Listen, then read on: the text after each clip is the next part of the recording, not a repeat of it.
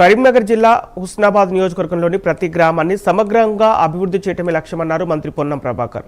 కరీంనగర్ జిల్లా సైదాపూర్ మండలంలో పల్లెపల్లెకు పొన్నెమన్న పల్లెల్లో ప్రజాపాలన కార్యక్రమంలో పాల్గొన్న మంత్రి ప్రజల సమస్యలను తెలుసుకుని దశలవారీగా పరిష్కరిస్తామని చెప్పారు.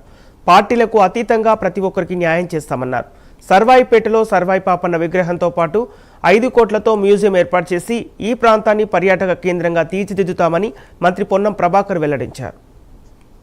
ప్రదేశ్ కాంగ్రెస్ అధ్యక్షుడిగా రేవంత్ రెడ్డి గారు ఉన్నారు.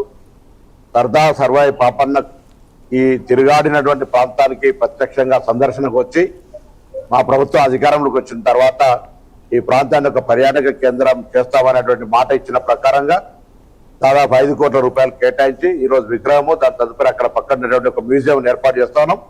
త్వరలోనే ఆ కార్యక్రమం పూర్తి చేసుకొని గౌరవ ముఖ్యమంత్రి గారు మళ్ళీ ఇక్కడికి వచ్చి ఆ యొక్క సర్వాయి పాపన్న విగ్రహ ఆవిష్కరణతో పాటుగా మ్యూజియాన్ని ప్రారంభిస్తారు. ఈ ప్రాంతం అంతా కూడా తెలుసు, సర్వాయిపేట కోటలుగా సర్వాయి పాపన్న తిరిగినటువంటి ప్రాంతంగా అందరికీ తెలుసు. ఆ గుట్టల్ని పరిరక్షిస్తూ గుట్టలకు సంబంధించి మొత్తంగా సర్వాయిపేట గుట్టలుగానే వాటిని టూరిజం కింద రక్షించుకుంటూనే ఈ ప్రాంతాన్ని అంతా అభివృద్ధి చేసే దిశలో కొనసాగిస్తున్నాం. దానికి తోడుగా ఈ రోజు జిల్లాల గడ్డ నుంచి ఒక అర్బన్ ఫారెస్ట్ పార్క్ తీసుకొని అక్కడి నుంచి మహాసముద్రం గండి, రాయికాల వాటర్ ఫాల్స్, అదేవిధంగా సర్వాయి పాపన్న కోటలు, దాంతో పాటుగా భైరవ దీపం గుడ్డున్నది ఏదైతున్నాయో వీటన్నిటిని సందర్శకుండే విధంగా మరి అక్కడ ప్రజలను ఒక టూరిజం స్పాట్ గా కూడా క్రియేట్ చేస్తాను.